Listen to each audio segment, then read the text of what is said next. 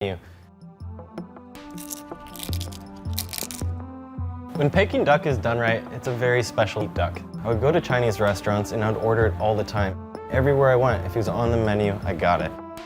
Sometimes it's incredible, but sometimes it's not so good. So I wanted to develop a recipe that you could do at home and every time it's incredible. You're gonna have super crispy, glassy back skin and really nice pink, tender breast meat. I'm not gonna lie to you, Peking duck is a very complex recipe. The places that make it great break it up into steps and put the time and attention to each of them. So plan in advance, clean out your fridge, let's make Peking duck. Here's our duck. This is a Peking duck. So, two main things to keep in mind when selecting a duck. You like to have it head on, makes it easier to hang, as well as you need to select a duck which is lean. Like right here, that's a good example. You can actually see through it down to the meat. If there's too much fat, the skin is not going to be crispy.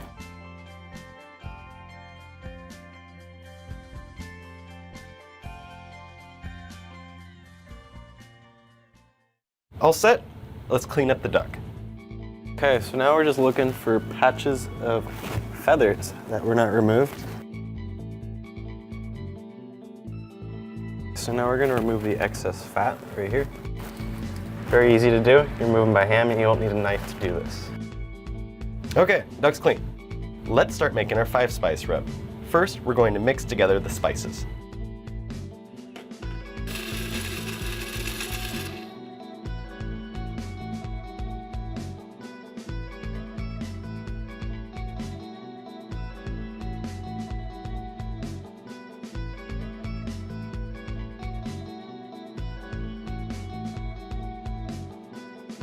It's gonna get real.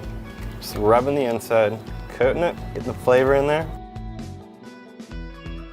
If you get some of the rub on the skin, don't worry about it because we're gonna be blanching it shortly and it'll come right off. With this trusty bamboo skewer, we're gonna sew this guy up. So start at the top, go about 1 centimeter out. So you go over, over,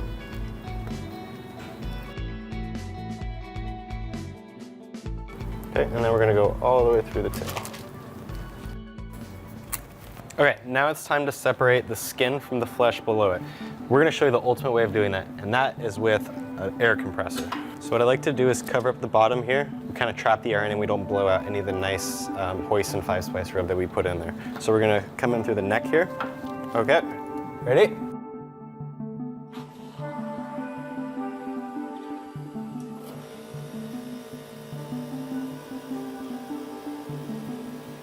And we're gonna separate the back skin now. Just above the meat right here, I wanna make a little slit, and that's where the nozzle is gonna go in. Towel on top. Since there's an opening in the neck over here, just like to pinch that.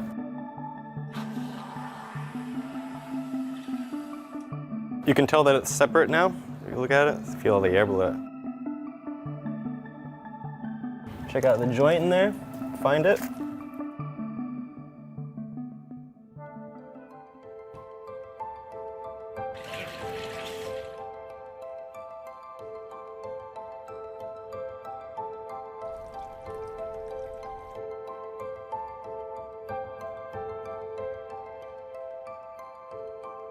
And now we're just gonna poach the outside. I prefer basting it like this instead of submerging it because I don't want the cavity of the bird to fill up with water because it's just gonna wash away all the nice flavor that we put in there. So you really want to incorporate the flavor that's in this broth. Surprisingly, there is a lot. The more you do this, the more the skin will get a light amber color. Just do about 1.5 minutes on each side. The next step is to make a glaze. Start with the maltose syrup. It's going to help us get a nice mahogany color. I like to add some soy sauce too.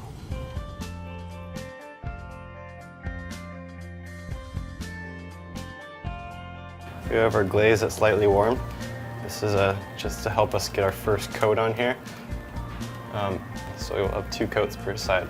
Don't worry about it being super even. The weight of the syrup will cause it to drip down and it will naturally even itself out. So now I have a thin first coating on the bird. To get a thicker second one, I'm just gonna chill down my maltose syrup slightly.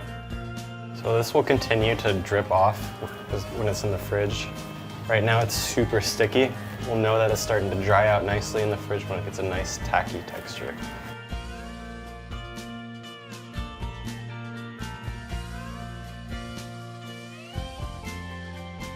One more step and that'll be it for day one.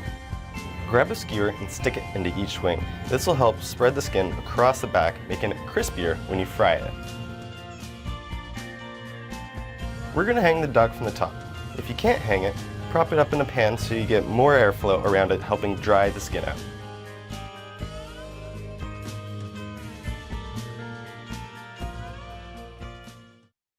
So the salt has been pulling out a lot of moisture from the bird. You can kind of see it kind of drying out a bit here.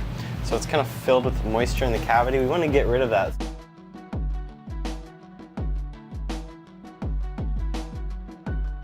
Okay, time to smoke it.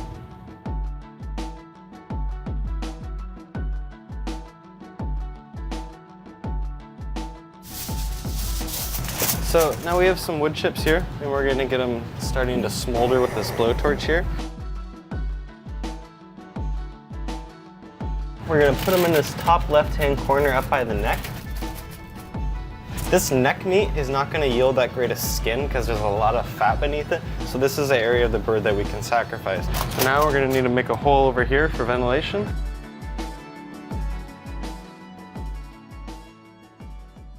It's been 10 minutes. We're gonna check on our wood chips. They need to be relit.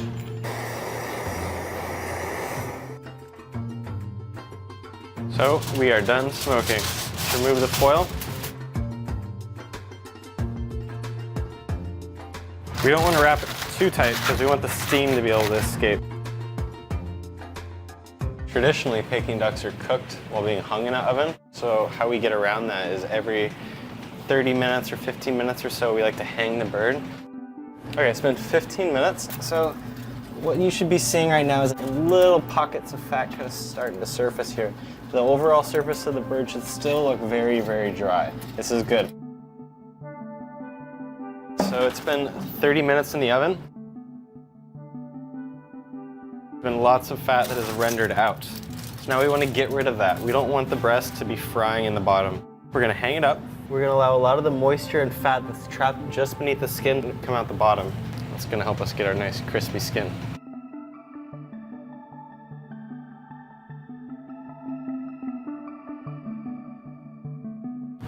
We're going to put them back into a dry pan, back side up again.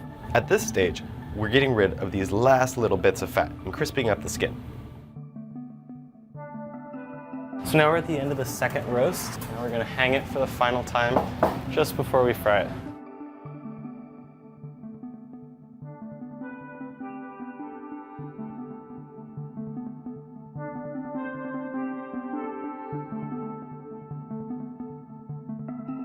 I'm going to set the feet down in the oil. And gently ladle some super hot oil. So I first like to do an overall coating, and then I like to go towards the blonder areas. You'll see the skin pull away like that. That's a really good sign.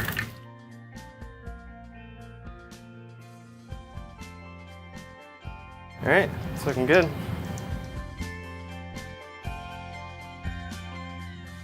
Dang, look at that skin. Now I'm going to show you how to carve it up to make the most out of all the crispy goodness. I like to work on a towel so it doesn't get soggy on the skin side. Cutting the head off. What we first want to do is get the back skin off while it's still crispy. What I like to do is remove the wing so you have better access to that. So, carve around the skin.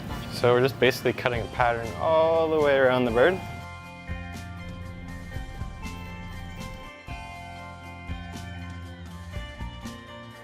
That's like perfect. That's as good as it gets.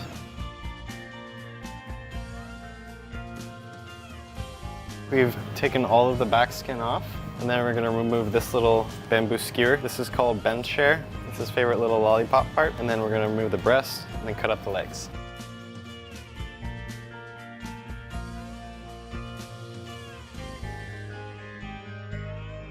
There you have it. That's how you make incredible Peking duck at home. Juicy breast and crispy, delicious back skin. With a little patience and a lot of love, you can serve your friends a delicious feast.